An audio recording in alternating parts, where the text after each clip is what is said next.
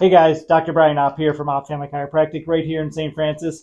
And we're coming up on Women's Health Month, so we want to talk about some things that will benefit women just in general. And today we're going to talk some dietary habits, some myths that are out there so that we can help you guys reach your goals for your overall health and well-being. A lot of times we hear a lot of people want to lose weight, they just want to be healthier in general. So we want to figure out first what your why is. Why do you want to lose the weight? Is it to be able to play with your children more? Is it to be able to go out on the lake and paddleboard and canoe and not be winded to do all those types of things?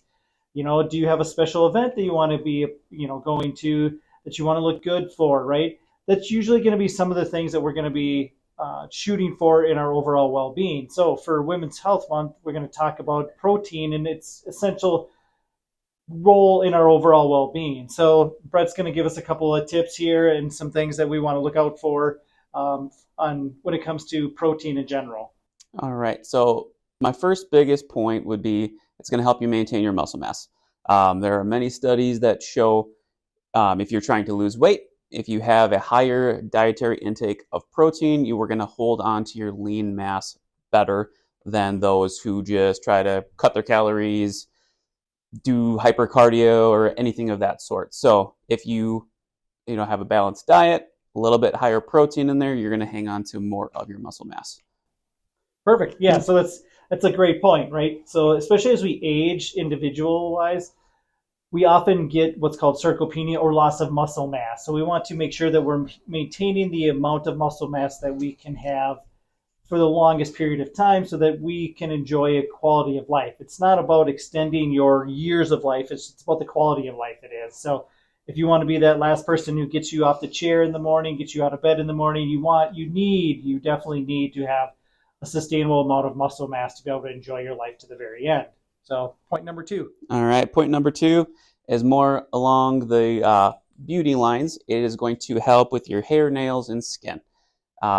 One of the bigger proteins, correct me if I'm wrong, would be the keratin in your dietary intake. If you are intaking it, you won't have to supplement with some of the other products that include the keratin. That is more bringing the keratin in after the fact versus before the fact, and just putting it straight into your body versus on your body. Yeah. Yeah. The biggest thing when we're talking about building just anything in your body is the necessary nutrients, and protein is the building block. Really, when it comes down to it, there really are only two reasons to eat in life, and that's one is building, the second one is for energy, and that's your fats and your carbohydrates that help with the energy that you need throughout the day to be able to continue to move.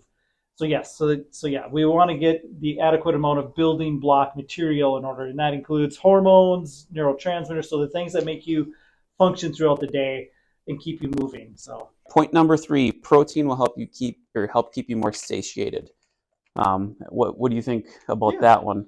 So obviously, as we eat food, we want it to fill us up, and so there's a lot of what they call empty calories when we eat, or we burn through it much quicker. So then we go and we eat again, right? So when he talks about satiation, that's the feeling of fullness, right? So when we eat food, we want to feel full for a longer period of time.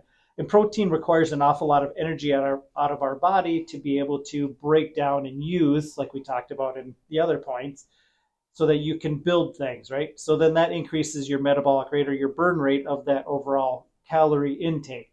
So essentially you are increasing metabolic rate because your body has to work harder to do that. So yeah, so eating foods that are more calorie dense, so real foods is often what we will say in the clinic. If God made it, eat it. If he didn't, you should leave it alone. So if you're eating a lot of boxed bags, things like that, you want to be mindful of those things. Try to eat things that, are in the produce section, the dairy, the meat department, I should say, get your eggs in, those types of things. So that is just a general rule, and trying to get protein in every meal will help you stay fuller through the day so you're not reaching for something that's easy to get to. So that's when we get those blood sugar swings that we have major issues with weight gain, and then that leads to other hormonal imbalances, which then leads to just not a very healthful lifestyle. So I hope you guys enjoyed this little video there on protein and women's health.